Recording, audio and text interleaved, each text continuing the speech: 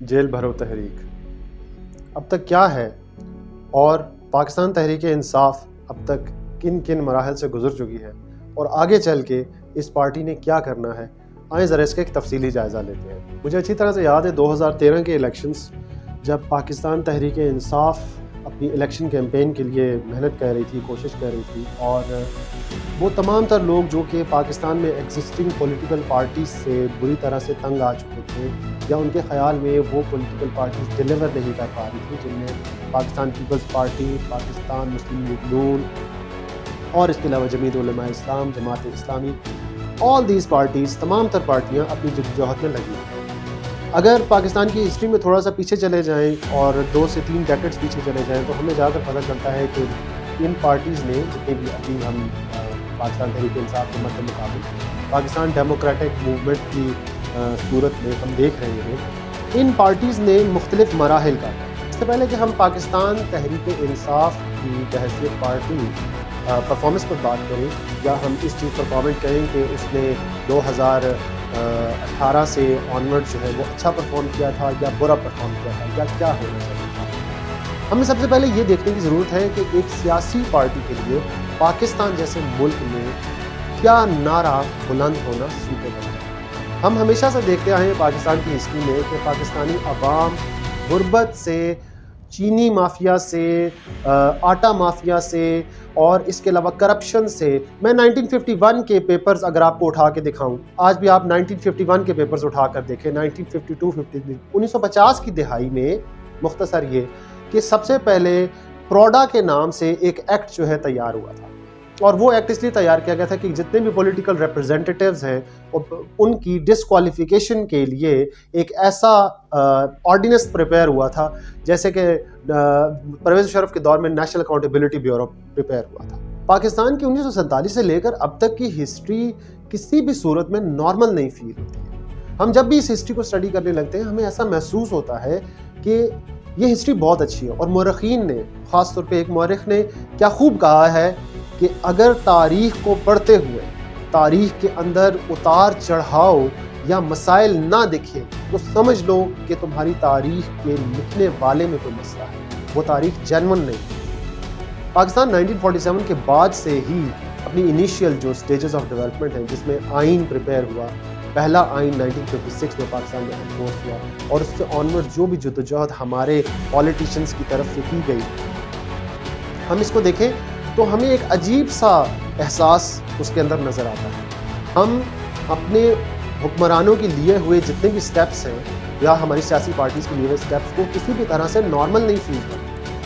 ہم اس کو ایسا سمجھتے ہیں، ہمیں ایسا نظر آتا ہے کہ کیا یہ سٹیپ لینا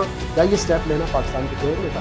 ایوب خان نے جب مارشل لا لگا دیا تھا تو بعد میں جا کر 1959 میں پشاور کی بڑا بیر ایئر بیس کا ایگریمنٹ ہو چکا تھا امریکہ کے ساتھ کہ یہ ایئر بیس پاکستانی سرزمین سے رشیا کے خلاف آپریشنز کے لیے استعمال ہوگی، اور 1958 سے 1969 تک مارشل لا کے دور میں یہ سارا کچھ ہوا، یعنی غیر ملکی امداد جتنی بھی آنی تھی پاکستان کے اندر، اس دوران میں پاکستان میں ڈکٹیٹرشپ یا مارشل لا تھا۔ پھر آگے چلے جائیں 1979 میں رشیا کے خلاف اگین افغانستان کے گراؤنڈز پہ امریکہ نے پاکستان کی مدد یا سپورٹ کرنی تھی، وہاں پر بھی 1977 سے لے کر 1988 تک، جب تک کہ افغانستان میں امریکہ کے جو ٹارگٹس تھے وہ اچیو نہیں ہوئے تھے تب تک یہ رہا، اور اس کے بعد جنرل ضیاء الحق بھی شہید ہو گئے۔ پھر اس سے آگے چلیں تو سن 2002 سے لے کر 2020 تک امریکہ کا افغانستان میں رہنا، اور اس دوران میں پاکستان میں ایک رجیم جو کہ پرویز مشرف کی رجیم تھی، تیسرا مارشل لا پاکستان میں لگ جانا، سیاسی پارٹیوں کی پرفارمنس اور پاکستان کی ہسٹری میں مختلف ادوار میں یہ سب کچھ ہونا، یہ نارمل نہیں ہے۔ اگر اس کی تحقیق میں جائیں اور آپ اس کو بغور مطالعہ کریں، ان سورسز کو چھوڑ کر جو سورسز آپ کو نارملی یہ خبریں اور معلومات فراہم کرتے ہیں کہ پاکستان میں کب کیا ہو رہا ہے اور کس وجہ سے ہوا ہے، وجہ سرکردہ کچھ اور ہوتی ہے اور نظر کچھ اور آ رہا ہوتا ہے۔ تو پاکستانی عوام کو سب سے پہلے تو یہ ریئلائز کرنے کی ضرورت ہے کہ 1950 میں بھی چینی کم ہونے کا نعرہ چینی کا مسئلہ موجود تھا، 1960 میں بھی مہنگائی کا مسئلہ موجود تھا، 1970 میں بھی موجود تھا، 80 میں بھی یہ مسائل موجود تھے، 90 میں بھی یہ مسائل موجود تھے۔ مہنگائی پاکستان کا سب سے بڑا مسئلہ نہیں ہے۔ تاریخ کا بغور مطالعہ کر کے ہمیں اس بات کا پتہ چل جاتا ہے کہ نمبر 1 پاکستان کا سب سے بڑا مسئلہ مہنگائی نہیں ہے۔ نمبر 2 کرپشن کی بات کر لیتے ہیں۔ میں نے آپ کو ویڈیو کے سٹارٹ میں بتایا تھا کہ پروڈا کے نام سے ایک ایکٹ جو ہے 1950s میں پاکستان میں انٹروڈیوس کیا گیا تھا، اور اس کے تحت ہمارے جو پولیٹیشنز ہیں ان کے اوپر گرفت جو ہے وہ ہماری سینٹرل گورنمنٹ کی مضبوط ہو۔ پاکستان نے آلریڈی جو پولیٹیشنز انہیرٹ کیے تھے وہ مسلم لیگ کے نواب، ملک یا چودھری تھے۔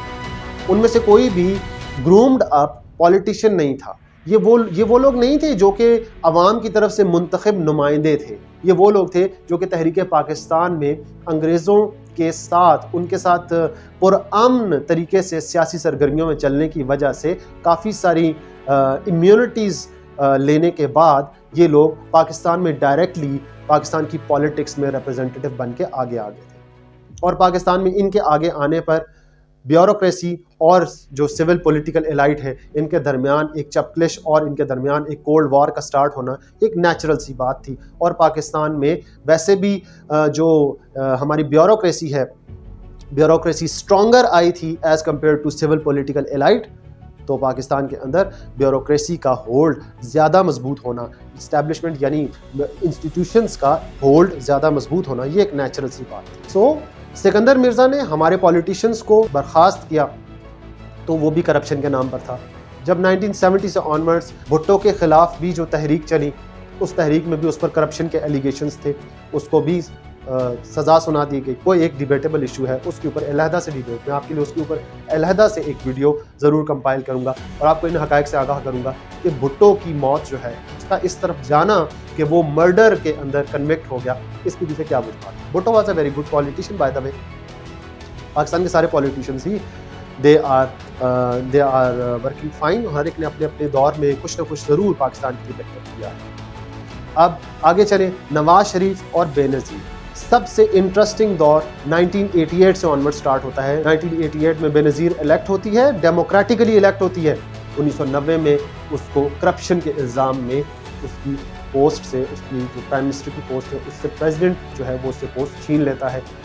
آرٹیکل 58(2)B کی پاورز کو، کانسٹیٹیوشن کے آرٹیکل 58(2)B کی پاورز کو استعمال کرتے ہیں۔ 1990 میں نواز شریف الیکٹ ہوتا ہے، 1993 تک نواز شریف کا دور حکومت چلتا ہے، اور 93 میں پھر نواز شریف کو بھی کرپشن کی ایلیگیشنز کے اوپر ریموو کر دیا جاتا ہے۔ 93 سے 96 تک بے نظیر کا دوسرا دور 96 میں بھی کرپشن کے ایلیگیشنز پر ختم ہوتا ہے۔ پھر نواز شریف کا دور سٹارٹ ہوتا ہے۔ نواز شریف اس چیز کی کوشش کرتے ہیں کہ آرٹیکل 58(2)B کی پاورز جو ہے وہ کانسٹیٹیوشن میں سے ریموو کر دی جائیں۔ فیصلہ سپریم کورٹ میں چلا جاتا ہے، چیلنج ہوتا ہے، سپریم کورٹ کے خلاف پاکستان مسلم لیگ نون کے جو کارکنان ہیں ان کی طرف سے احتجاج ہوتا ہے۔ پاکستان میں پارلیمنٹری ڈیموکریسی کو مضبوط کرنے کے لیے ایک کوشش کی جاتی ہے، لیکن وہ کوشش بھی ناکام ہوتی ہے۔ پھر 1999 میں اگین نواز شریف کو دوبارہ ڈیپوز کر دیا جاتا ہے on grounds of hijacking and on grounds of corruption as well.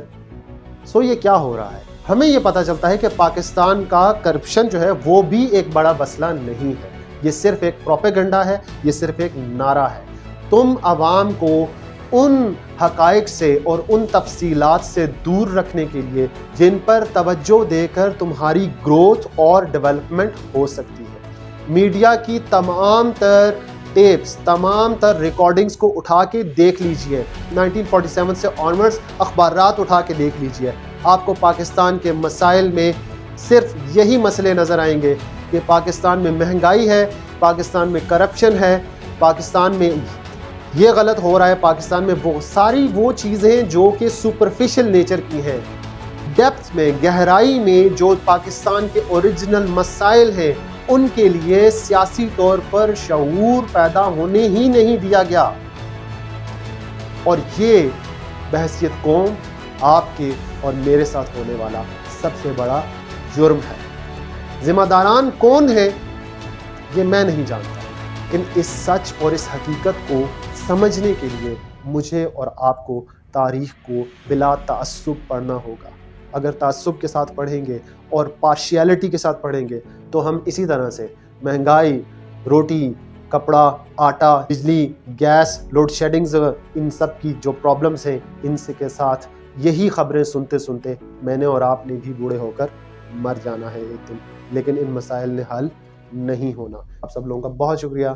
اللہ حافظ۔